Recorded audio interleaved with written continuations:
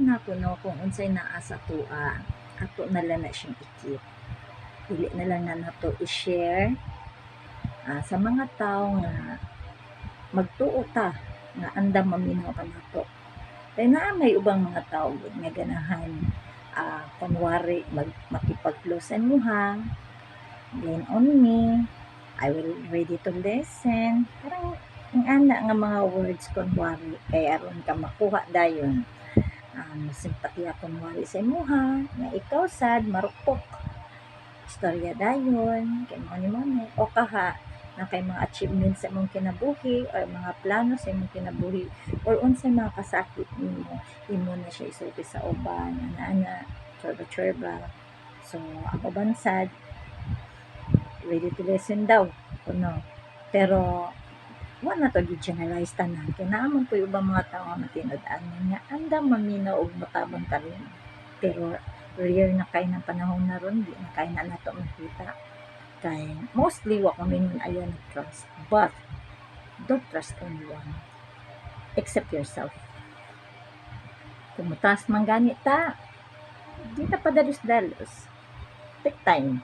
mo-trust ta sa tao kay once nga mo-trust ta sakit kay na labi nagmatraidor ka labi nagmasakitan ka so hinay-hinay lang sa pagsalig sa usa ka tawo and make it sure nga imong gisaligan worth it deserve siya sa trust nga imo ihatag sa kanya kay most of the time ang mga tao ning kalibutan na daghan ng kaayog CCTV daghan na kay mga messenger daghan na kay bitang mga leader sa usa ka organisasyon sa usa ka grupo kunwari magkuhan-kuhan sa imuha and then ikaw marupok padasag ka kay nagtuo ka nanghanlan sa kay simpatiya nagtuo ka ani simpatiya sa siga sa imuha and then wa kay kalibutan at your back ginahinayan na deka tusok-tusok gidunggat ka na patalikod ana ang mga estilo sa mga taong traidor or sa mga tao nga wala way paki sa imuha as if lang once na sila issue na scope diha sa imuha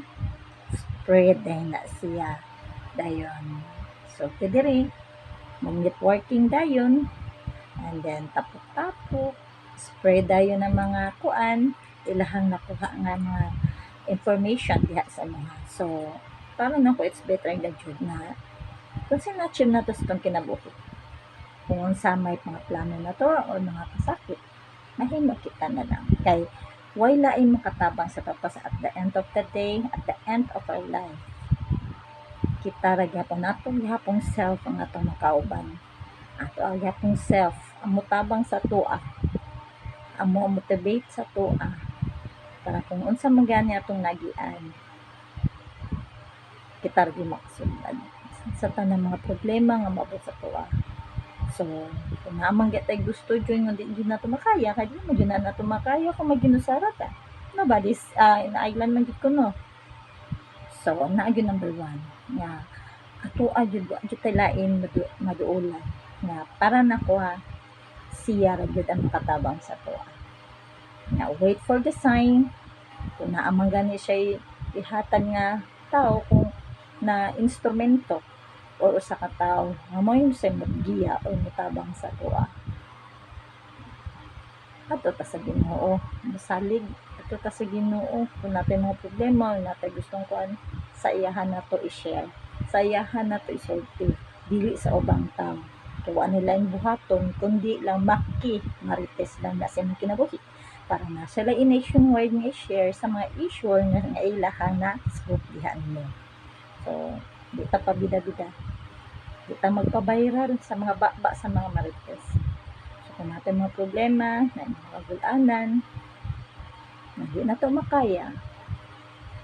sa iyahan nato isalid sa iyahan nato i-share sa iyahan nato isulti kay wa siya way lain taon tabang nato gawas kung kaugalingon siya ka and di mo gyud na siya mismo mimutuno sa tuwa